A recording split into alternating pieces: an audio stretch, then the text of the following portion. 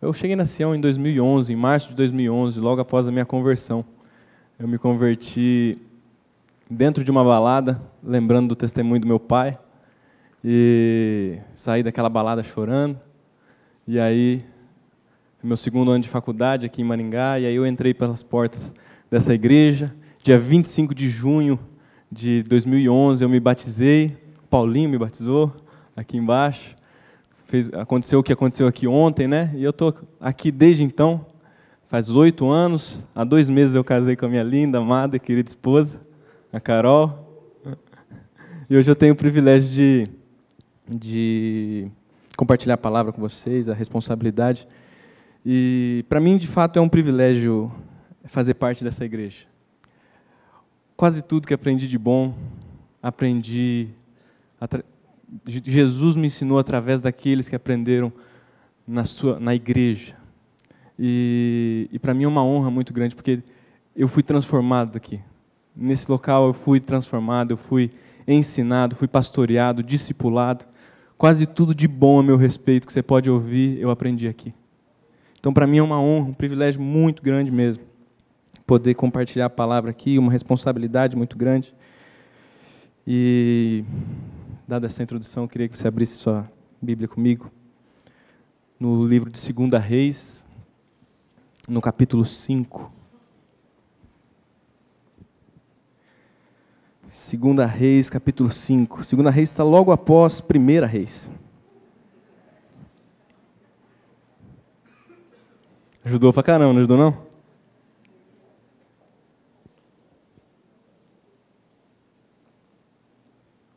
Brincadeira, você vê alguém que não está conseguindo achar, ajuda aí. Vê alguém sem Bíblia, passa a Bíblia para a pessoa. Nós vamos ler 16 versículos de 2 Reis, capítulo 5. Nós vamos ler do verso 1 ao verso 16. Eu vou ler aqui, eu quero que você me acompanhe atentamente, porque é muito importante para a exposição depois. Todo mundo achou?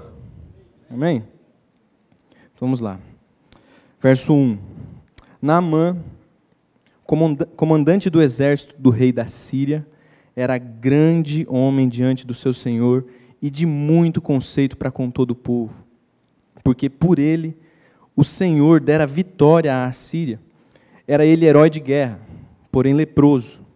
Saíram tropas da Síria e da terra de Israel, levaram cativo uma menina, que ficou ao serviço da mulher de Naamã. Disse ela à sua senhora: tomara o meu senhor estivesse diante do profeta que está em Samaria, ele o restauraria da sua lepra. Então foi Naamã e disse ao seu senhor: assim e assim falou a jovem que é da terra de Israel. Respondeu o rei da Síria: vai, anda, e enviarei uma carta ao rei de Israel.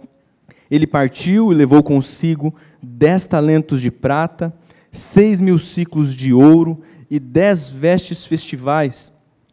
Levou também ao rei de Israel a carta que dizia: logo em chegando a ti esta carta, saberás que eu te enviei Naamã, meu servo, para que o cures da sua lepra. Tendo lido o rei de Israel a carta, rasgou as suas vestes e disse: acaso sou Deus com poder de tirar a vida ou de dá-la, para que este envie a mim um homem para eu curá-lo de sua lepra? Notai, pois, e vede, que procura um pretexto para romper comigo. Ouvindo, porém, Eliseu, homem de Deus, que o rei de Israel rasgara as suas vestes, mandou dizer ao rei: por que rasgaste as suas vestes? Deixai-o vir a mim, e saberá que em Israel há profeta. Veio, pois, Naamã com os seus cavalos e os seus carros, e parou à porta da casa de Eliseu. Então, Eliseu lhe mandou um mensageiro, dizendo: vai, lava-te 7 vezes no Jordão, e a tua carne será restaurada, e ficarás limpo.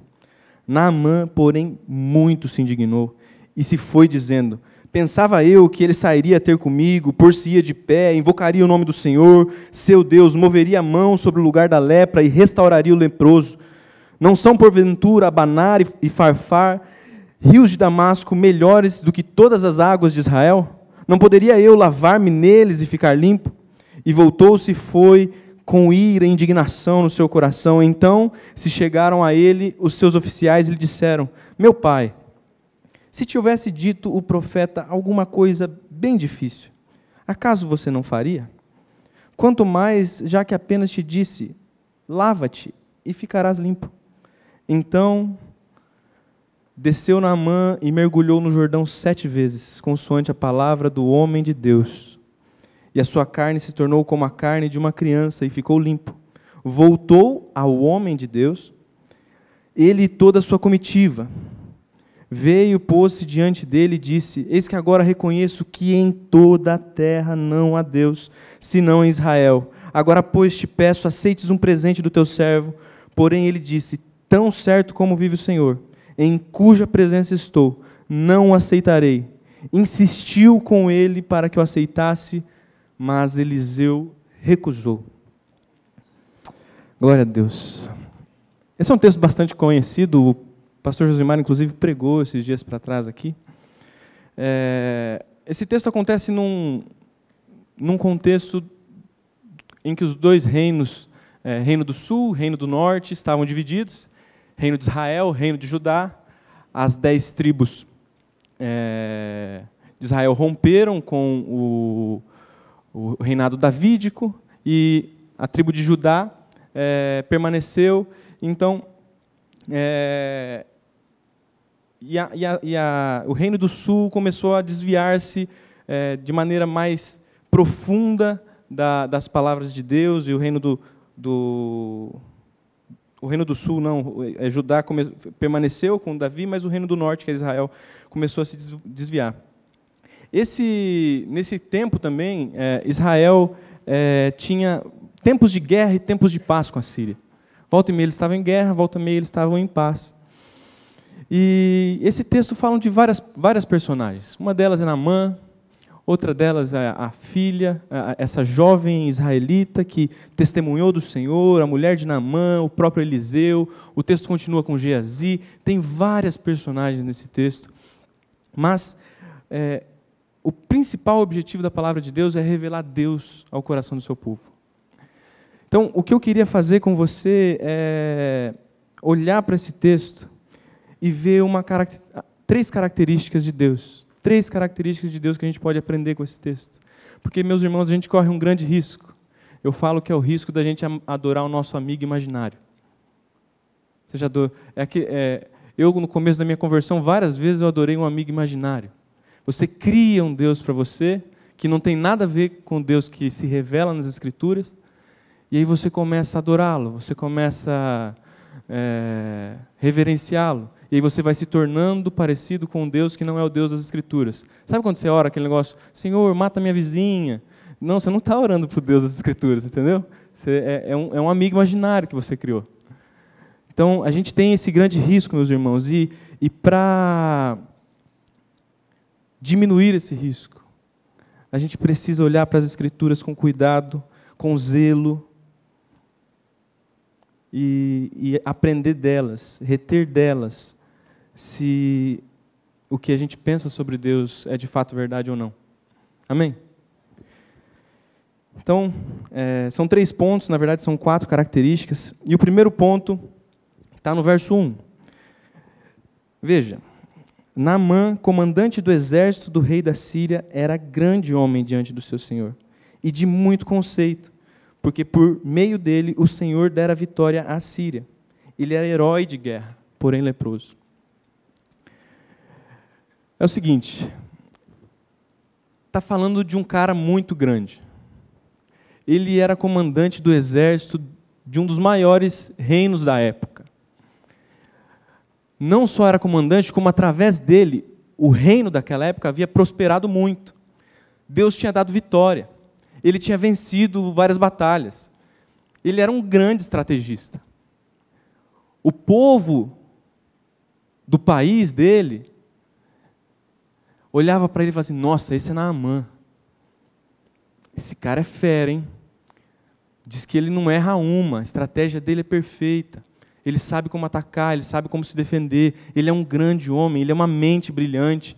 Ele é alguém dedicado, alguém que se esforçou, alguém que através do esforço adquiriu e conquistou e abençoou a nossa nação. E a gente admira muito esse cara.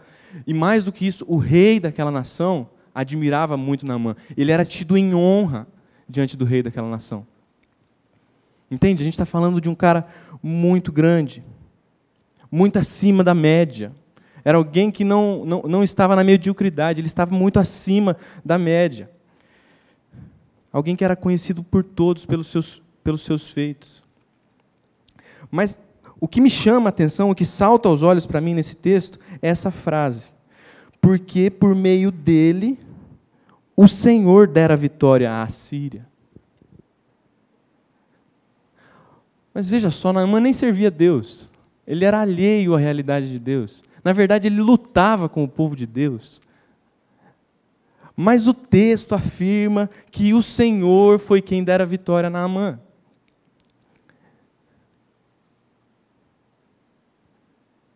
Interessante. O texto afirma que embora, se você olhasse puramente para os fatos, você veria Naamã vencendo, a realidade por trás daquilo é que o Senhor havia guiado todas essas coisas. Esse texto lembra para mim algo que está escrito no Salmo 113, que diz: Ele levanta do pó o necessitado e ergue do lixo o pobre, para fazê-los sentar-se com os príncipes, sim, com os príncipes do seu povo. Esse texto me lembra o que diz no Salmo 127, se o Senhor não edificar a casa, em vão trabalham os que edificam. Se o Senhor não guardar a cidade, em vão vigia o sentinela. Inútil vos será acordar cedo, dormir tarde, comer o pão que penosamente granjeastes, aos seus amados o Senhor dá enquanto dorme. Não é que não devamos edificar a casa, não é que não devamos guardar a cidade, não é isso que o texto está dizendo. O texto está dizendo que o nosso esforço, sem a ação poderosa, graciosa, misericordiosa de Deus, é vão, é inútil. Mas que se Deus, porventura, quiser fazer sem o nosso esforço, Ele faz. De tal forma que é o nosso privilégio participar de algo que Deus faz, porque Ele vai fazer com ou sem nós. Ele vai fazer, meus irmãos, participar da obra de Deus é o nosso privilégio, é fazer ponto num jogo que já está ganho. As coisas estão postas, Apocalipse está escrito, Jesus vai voltar e buscar a sua igreja, os salvos se reunirão ao redor dele, pessoas de todos os povos, raças, tribos, línguas e nações vão se reunir, vão cantar um cântico novo. E aí é o nosso privilégio participar dessa grande história que Deus está contando e já disse qual será o fim. É o nosso privilégio. Não é que Deus necessite de nós, é que Ele nos dá o privilégio de participar da obra dEle, obra santa, obra eterna, obra que tem valor eterno, obra que não passa.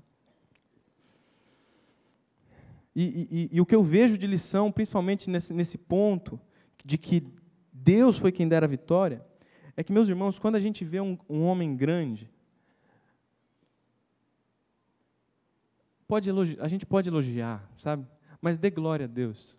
Você vê um homem grande, dê glória a Deus. Você vê um homem de Deus que serve o Senhor. E você olha para esse... A gente tem que olhar para ele e falar assim, só Deus pode tirar o homem do pó e fazer sentar entre os príncipes do seu povo. Só Deus pode fazer algo assim. Glorificado seja o nome de Jesus Cristo que fez um homem assim, alguém que tem uma inclinação à maldade, virar gente santa, gente correta, gente intrépida, gente resoluta. Só Deus pode fazer isso. A gente tem que olhar para os grandes homens e dar glória a Deus, porque ela lhe é devida, é justo que assim o façamos. Um grande estrategista, um grande empresário, um grande governador, a gente tem que olhar para essas pessoas e lembrar que por trás de um grande homem existe um grande Deus que por meio dele dá vitória, que concede graça, que faz chover as suas chuvas a justos e a injustos, que faz o sol nascer a justos e a injustos. Ele é quem governa a terra, Ele que levanta e quem abate reis. A gente tem que ir lembrando disso. A Bíblia diz que que Deus levantou Ciro. Isaías 45 diz que Deus levantou Ciro, alguém totalmente alheio, que nem era servo de Deus, para ser usado como bênção para o seu povo. Deus o levantou. Então a gente tem que olhar e não dar glória a Ciro, mas dar glória ao Deus que usa quem Ele quer, da maneira que Ele quer, na hora que Ele quer. O Deus que é dono de todas as coisas, que reina ontem, hoje e eternamente. E outra coisa que eu aprendo com esse texto, de que Deus dera vitória a Naamã, alguém que ele nem conhece, é que, porventura, se por um momento, se algum dia, a gente estiver numa posição de honra, a gente estiver numa posição de destaque, e sentirmos-nos inclinados a receber glória, esqueça, meu irmão. Dê glória a Deus, porque pela graça e misericórdia de Deus você foi alçado a essa posição de honra. Pela graça e misericórdia de Deus, Ele permitiu que você participasse.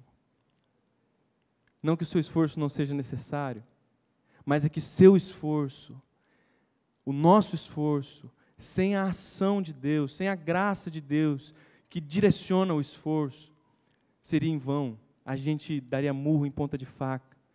Não teria o que a gente fazer.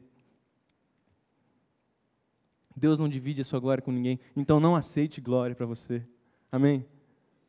Você faz muito bem, é muito sábio da nossa parte, se a gente não aceitar glória para nós mesmos, porque de fato ela não combina conosco.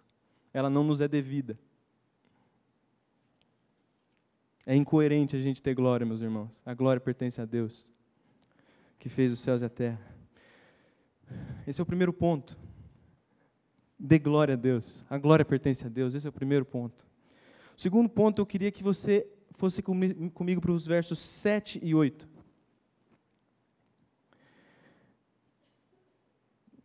Verso 7. Tendo lido o rei de Israel a carta, rasgou as suas vestes e disse: acaso sou Deus com poder de tirar a vida ou dá-la, para que este envie a mim um homem para eu curá-lo de sua lepra? Notai, pois, e vede, que procura um pretexto para romper comigo. Ouvindo, porém, Eliseu, homem de Deus, que o rei de Israel rasgara as suas vestes, mandou dizer ao rei: por que rasgaste as vestes?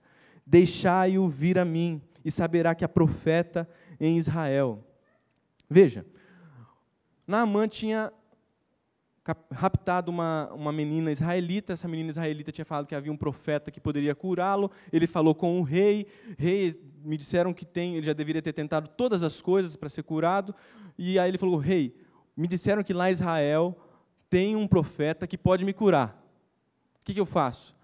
Fica tranquilo, eu vou mandar uma carta para o rei de Israel. Você vai com 70 quilos de ouro, 3 toneladas de prata, 10 vestes festivas, e a gente vai conseguir essa cura para você, fique tranquilo, vai dar tudo certo.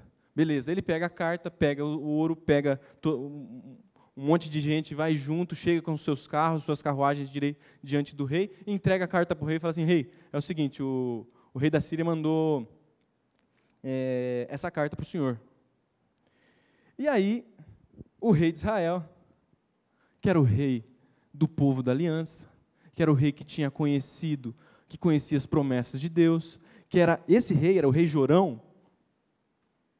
Ele tinha participado no capítulo 3, a gente não vai abrir agora, de um milagre de Deus, que Deus faz surgir água do chão e vence os moabitas. Cavai covas e covas no deserto, e eu vou fazer surgir água, porque o povo estava com sede, e eles estavam caminhando por longo tempo. Esse rei tinha experimentado logo antes, um período antes, esse milagre. E aí ele pega aquela carta e fala, ele rasga as vestes em sinal de desespero, em sinal de não saber o que fazer, em sinal de, agora acabou tudo, esse cara está querendo guerrear comigo de novo. Entende? Ele não era um rei alheio à realidade de Deus. Ele era um rei do povo de Deus, que conhecia as promessas de Deus e que tinha experimentado do milagre, da ação de Deus na sua vida. Mas mesmo assim, ele se desespera. Isso aqui é o que acontece diante de uma situação que ele, olhando para a situação e olhando para ele se desespera. Ele fala assim, não tem nada em mim para resolver a situação. Quem sou eu para tirar a lepra do cara? Acaso eu sou Deus? Isso aqui se assemelha quando a gente chega diante de uma situação no nosso trabalho que é mais difícil do que a gente consegue. Você fala assim, não dá para eu resolver esse problema aqui. Eu não consigo. Está além da minha capacidade. Ou você chega na sua empresa está indo à falência, e você fala assim, não tem como. Eu não tenho o que fazer. Acabou a minha força. Ela saiu por entre os meus dedos. Ou diante do seu casamento que está indo mal, você fala assim, eu não estou conseguindo mais, eu não sei fazer. Eu não tenho mais força, eu nem quero mais. Está difícil demais, eu não tenho o que fazer. Ou do seu filho, que às vezes está desviado, que às vezes está longe, ou que às vezes está querendo fazer algo e não consegue, e se esforça e não consegue. E aí você fala assim, eu não consigo estudar por ele, eu não consigo mudar por ele, eu não consigo, não está nas minhas mãos. Ou do namoro, ou de alguma situação financeira que você se meteu, ou de um pecado que você não consegue vencer, você tenta vencer e cai de novo, tenta vencer e cai de novo, tenta vencer, você fala assim, olha, eu não consigo mais vencer, eu estou meio cansado de lutar com esse pecado, com esse hábito que eu tenho, esse hábito chato que eu tenho, que fica brontolando a minha esposa, brontolando uma gíria da minha mãe, fica incomodando o povo ao meu redor.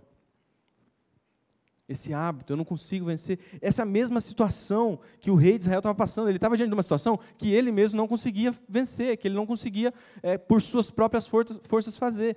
Mas isso incomoda o homem de Deus. Isso incomoda o homem de Deus, porque ele fala assim, acaso não há Deus em Israel? Acaso você não conhece o Deus de Israel? Acaso você não provou do Deus de Israel? Há Deus no meio desse povo. Por que você está aí desesperado? Eliseu dá meio que um ultimato em Jorão. Que reação é essa? Até parece que você não conhece Deus. Nossa ansiedade, o nosso medo, meu irmão, eu estou falando isso e quem me conhece de perto sabe que esse é um dos pecados que eu luto constantemente. A ansiedade, o medo, o desespero. Mas eu me apego a textos como esse para vencer e lutar. E se você tem essa dificuldade, eu sugiro que você se apegue. A nossa ansiedade, o nosso medo, o nosso desespero é sintoma de que não cremos que Deus existe. Ou que se cremos que Ele existe, a gente não crê que Ele intervém. Veja, não é o problema, é o sintoma do problema. A nossa ansiedade, o problema é que a gente não crê. O sintoma é que a gente começa a ficar desesperado. A gente começa a ficar ansioso. Vou te dar um exemplo para ficar mais claro. Você vai na festa de aniversário com seu filho, e seu filho é daqueles que, tipo o filho do Francis Ley, o Francis Ley não está aqui, né? O Isaac. Que pega o bolo antes da hora, que come o salgadinho tudo antes da hora, que não espera cantar o parabéns, é aqueles assim, sabe? Vou tomar uma água.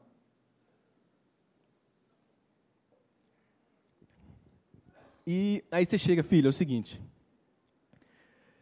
a gente vai no aniversário da fulaninha e não é para comer bolo antes da hora, tá? Nem salgadinho, nem docinho. Você ouviu, papai? Ouvi, papai. Você entendeu? Entendi, papai.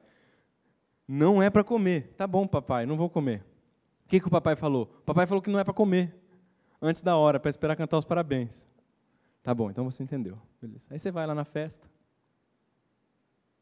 E aí depois de uma meia hora de festa, você passa perto da mesa do bolo e tem um dedo assim, ó. E aí você começa a procurar o seu filho, porque parece o dedo do seu filho. Aí você acha o seu filho, você pega ele pelo ombro, segura, ele estava correndo. Fala assim, você comeu o bolo que eu mandei você não comer. Não comi, papai. Comeu sim. Não comi, papai. Comeu sim, sua boca está cheia de glacê. Aí o seu filho fica, comi, papai. Desculpa. A ansiedade não é o problema, mas é o sintoma. A boca cheia de glacê é o sintoma de que você comeu o bolo. Entendeu? A lógica? Você está com a boca cheia de glacê e está falando que crê que Deus intervém. Não faz sentido. Você está falando que crê que Deus age, que cuida de você, que está com você todo dia. Você vem e fala, não, eu creio em Deus, mas aí você vive uma vida de coração palpitante o tempo todo. Está sempre palpitando, sempre ansioso, sempre medroso, sempre assustado diante da vida, das coisas que se colocam. Você começa a ficar temeroso. Isso é sinal de que você não vê o Deus da Bíblia do jeito que Ele é. Ou que você não crê no jeito que Ele é. Está faltando fé. Está faltando conhecimento de quem Deus é de fato. O Deus que age, o Deus que intervém. O nosso Deus age, meus irmãos. Isaías 60, a gente tem promessa demais para se apegar na Bíblia. Muitas promessas para se apegar na Bíblia. Isaías 64, 4 diz assim, desde a antiguidade não se ouviu, nem com ouvidos se percebeu, nem com olhos se viu, um Deus além de ti, que trabalha em favor daqueles que nele esperam. Quanto ao Senhor, os seus olhos passam sobre toda a terra, para se mostrar forte para com aqueles cujo coração é totalmente dele. Meus irmãos, quanto ao Senhor, esse texto está dizendo, 2 Crônicas 16, 9, se você quiser anotar. Quanto ao Senhor, Ele está procurando por toda a terra, os seus olhos passam sobre toda a terra, porque Ele deseja se mostrar forte para com aqueles cujo coração é dele, totalmente dele. Então você tem uma dificuldade no seu casamento, mas você entende que tudo que você faz é para o Senhor? Tudo quanto fizerdes, fazei-o de todo o coração, como ao Senhor e não aos homens, sabendo que do Senhor vocês receberão a galardão da herança, porque a Cristo vocês estão servindo. Você entende que tudo que pertence a você é do Senhor, o seu trabalho, a sua família, a pessoa que você está discipulando, o seu casamento, o seu ministério, tudo que você faz pertence ao Senhor? Então o Senhor está procurando por você, para se mostrar forte para com você, te ajudar na dificuldade. Você não precisa temer. Você pode se apoiar num Deus que está procurando. Ele está ávido por abençoar, cuidar, libertar, consolar, ajudar, agir, conceder sabedoria, conceder discernimento, inteligência, estratégia. Ele está procurando por você. Eu estarei convosco todos os dias até a consumação dos séculos. Eu comecei a boa obra, eu vou concluir até o dia de Cristo. E tantos outros, meus irmãos, tantos outros. Aquele que não negou o seu próprio filho, antes nolo entregou para ser crucificado, como não daria para nós, juntamente com ele, de graça, todas as coisas? Alguém que entregou o seu próprio filho, está disposto a fazer o que for necessário para o seu bem, e às vezes o seu bem não é o que você quer de bem, não, sabe? É o que ele sabe que é bom para você. Então, é isso que eu aprendo com esse texto. Deus existe, Deus age. Deus existe, Deus age. Amém? Acalma o coração, saber que Deus existe e age. E sabe uma coisa que eu sempre faço, quando eu fico ansioso? Eu aprendi isso quando eu estava fazendo meus devocionais em Filipenses, lá nos Estados Unidos. E Filipenses 4:8 diz assim, não estejais ansiosos por coisa alguma. Então está falando com quem? Comigo, que sou ansioso. E se você também, está falando com você. Antes sejam conhecidas diante de Deus as vossas súplicas e petições. Ou seja, coloque seus problemas diante de Deus. Mas ele acrescenta, com ações de graças, com agradecimentos. E o Deus de toda paz guardará o vosso coração em Cristo Jesus. O que esse texto está nos ensinando? Que, meu irmão, quando você estiver diante de alguma situação que te deixe ansioso, coloque diante de Deus essa situação e comece a agradecer por aquilo que Deus já fez no seu passado.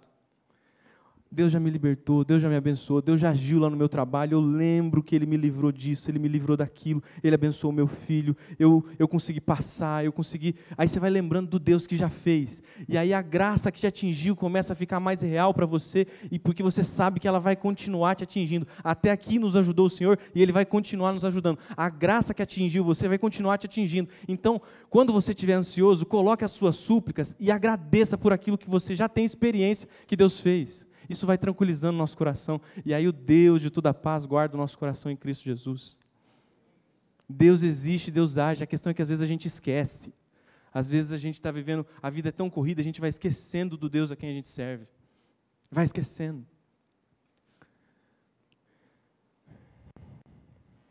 O terceiro ponto são duas coisas. O terceiro ponto são duas características que eu acho tão necessárias para nós nesse tempo, que é Deus não deve. Deus não cobra. Eu vou fazer aquele negócio que o pessoal não gosta de fazer. Olha para o irmão do seu lado e diz: Deus não deve. Deus não cobra. Verso 10 a 12. Não, eu vou dar um exemplo antes. Esse negócio é o seguinte, eu não vi essa cena, mas eu ouvi esse exemplo uma vez e eu achei fantástico. É o exemplo de um seriado aí. Diz que um cara era aniversário dele, e uma moça que gostava dele chegou com um presente para ele. Um presente bom e tal, e deu para ele. E aí ele ficou irado porque ele recebeu o presente. E a moça ficou desconcertada. Eu estou te dando um presente para você ficar feliz. Ele falou assim: não, você não está me dando um presente. Você está me dando uma obrigação. Porque agora, no seu aniversário, eu vou ter que te dar um presente. Você entendeu? A gente não sabe dar sem esperar algo em troca. E não sabe receber sem sentirmos-nos obrigados a devolver, a retribuir. Sabe? A gente começa a achar que é aquele negócio, eu fiz isso por minha esposa e agora ela tem que fazer isso por mim. Eu ganhei presente, agora eu tenho que devolver o presente. Ela me convidou para o casamento, agora eu tenho que convidar de novo para o casamento. Meu irmão, eu passei por isso aí, hein? Eu convidei eles para o casamento e eles não me convidaram para o casamento, que absurdo. Meu irmão, a gente não sabe dar sem esperar algo em troca e receber sem sentirmos na obrigação de retribuir. Mas nosso Deus não é assim, glorificado seja o nome de Jesus. Nosso Deus é diferente da gente e a gente tem que ser mais parecido com Ele. Vamos do verso 10 a 12, para não ficar nas minhas palavras aqui. Então, Eliseu, vamos no 9. Veio, pois, Naamã com os seus cavalos e os seus carros e parou à porta da casa de Eliseu. Toda a sua pompa parou na porta da casa do profeta. Então Eliseu lhe mandou um mensageiro dizendo: vai, lava-te 7 vezes no Jordão, e a tua carne será restaurada e ficarás limpo. Naamã, porém, muito se indignou e se foi dizendo: pensava eu que ele sairia a ter comigo, por-se-ia de pé, invocaria o nome do Senhor, seu Deus, moveria a mão sobre o lugar da lepra e restauraria o leproso. E aí ele termina: e saiu indignado, e voltou-se e foi com ira para sua casa, indignado. Naamã chegou lá e falou assim: quem que esse cara pensa que é para me tratar desse jeito? Ele deveria ter me tratado com mais respeito. Esse primeiro ponto eu vou falar de Deus não deve, tá bom? Do 10 a 12 aqui é Deus não deve.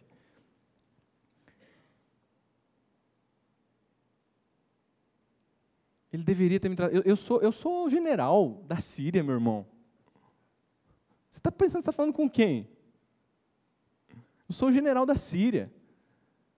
Se quiser, eu mato você. Se eu quiser, eu mato você. Você nem sair para ver minha cara, você saiu. Isso aqui é parecido com o exemplo do filho mais velho perdido. Você sabe que não é a parábola, a gente chama de parábola do filho pródigo, a gente entende, mas é a parábola dos 2 filhos perdidos, né? E até porque o primeiro filho não está perdido no fim da história, mas o segundo filho continua perdido.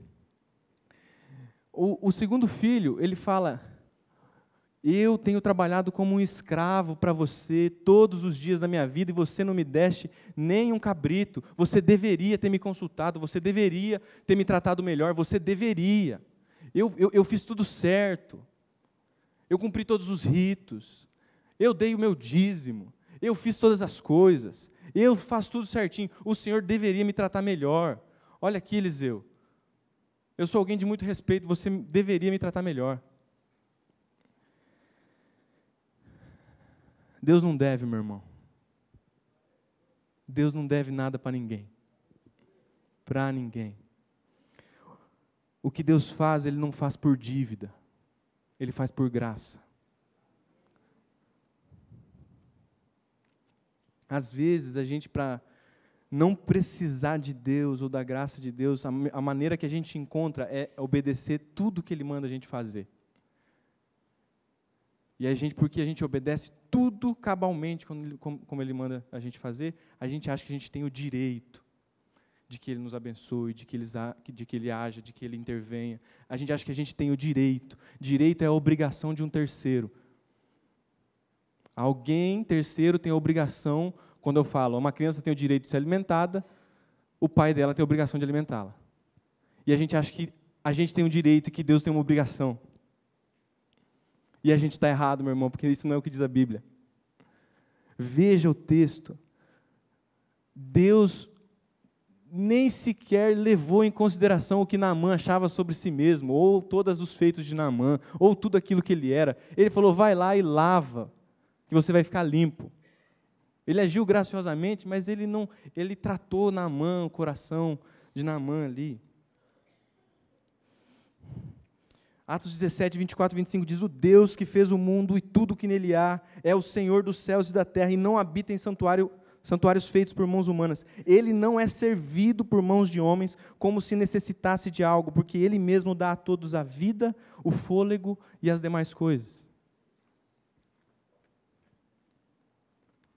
Não tem nada que a gente possa fazer para gerar uma dívida em Deus. Deus age por pura graça e misericórdia. A gente vai se tornando gente cheia de direito para com o pastor, cheia de direito para com a esposa, cheia de direito para com o governo, cheia de direito para com o marido, com o pai, com a mãe, com o professor. A gente tem muito direito nessa vida, muito direito, e a gente vai ficando gente chata, gente que não dá para ficar perto, porque tudo a gente faz e espera que a pessoa retribua. A gente não é gracioso, misericordioso.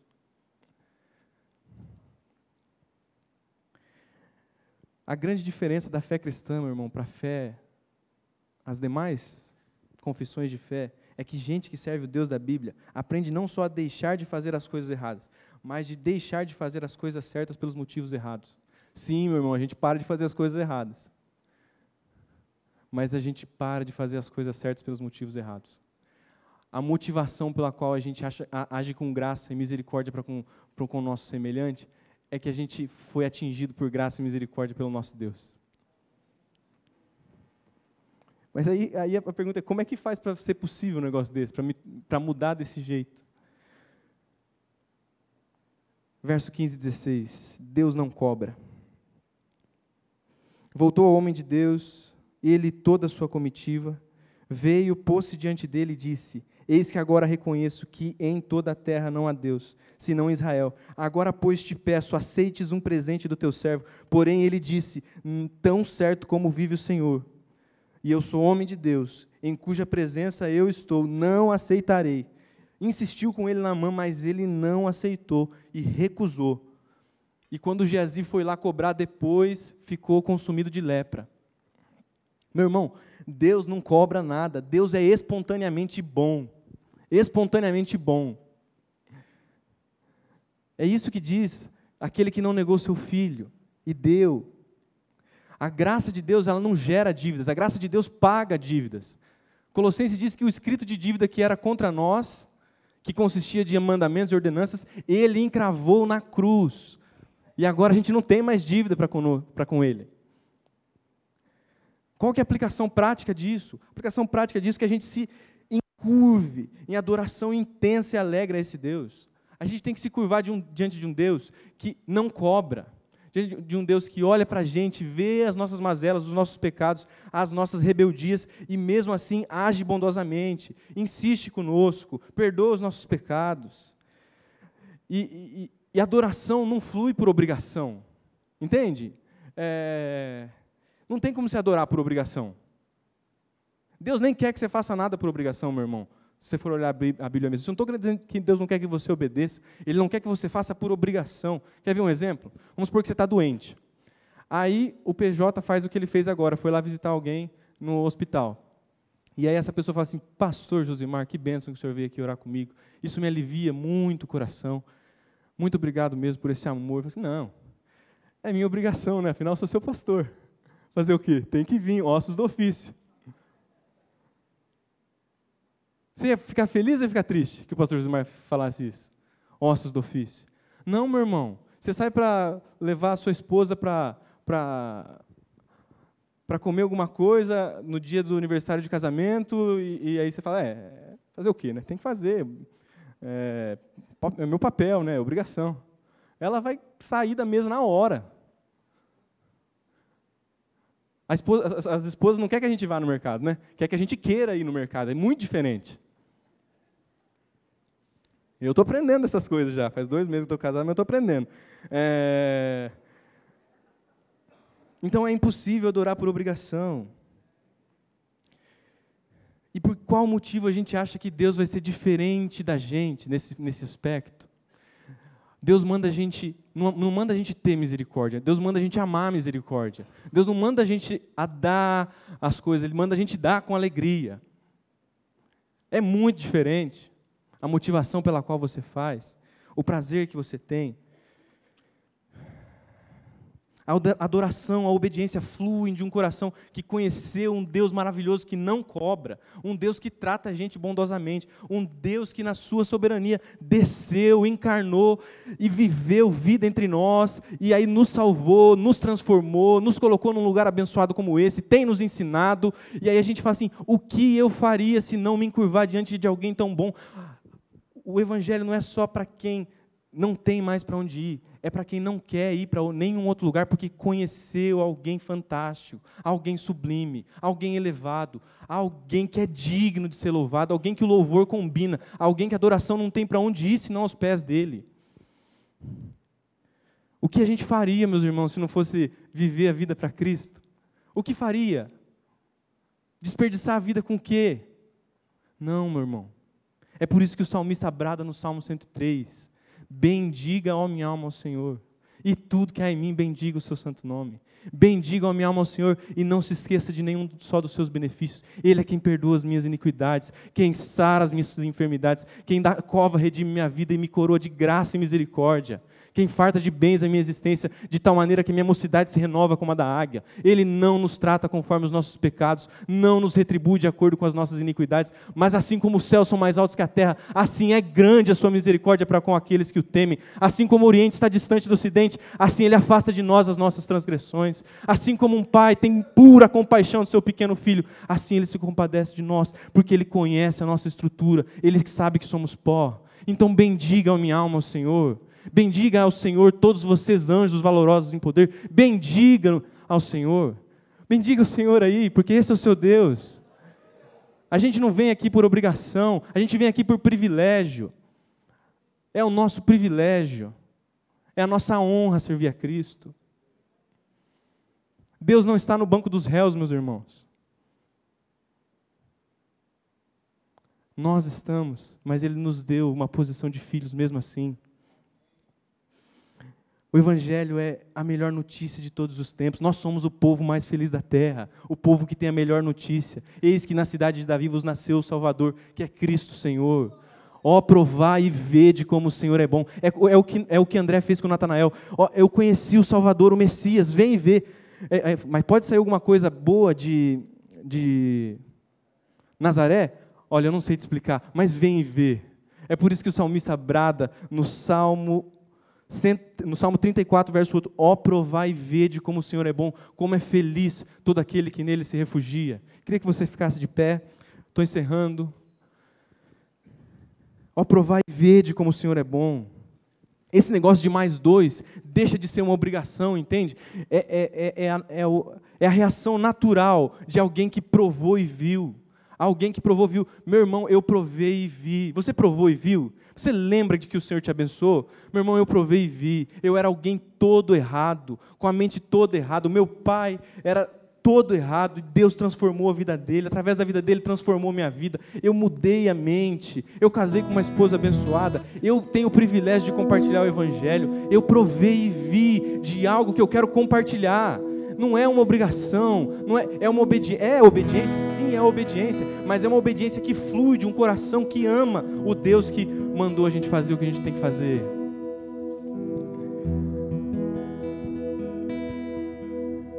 Eu queria você curvar sua cabeça. Eu não vou ter tempo de chamar você aqui à frente, porque eu estourei em 2 minutos já. Mas eu queria que, se essa palavra de alguma maneira falou no seu coração, se você tem que aprender a dar glória a Deus quando você vê um homem grande, se você tem que lembrar que Deus existe e age, entregar suas ansiedades diante dele com ações de graça, para que você lembre que ele vai continuar agindo nas promessas dele. E se você precisa aprender que Deus não deve nada, Deus não cobra, coloca sua mão no seu coração, apenas como um sinal de concordância. Que a gente viva diante desse Deus, meu irmão. O Deus da Bíblia é muito diferente de todos os outros deuses. Não há Deus além dele. Ele é maravilhoso, ele é sublime, ele é santo.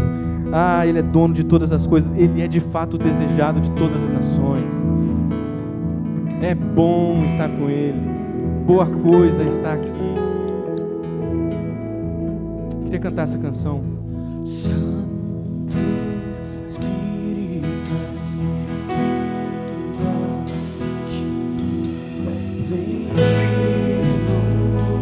que o Senhor inunde a nossa mente da verdade de Deus, inunde a nossa mente de um conceito correto sobre o Deus, para que a gente não viva a vida presa, vida escravizada por um Deus pagão.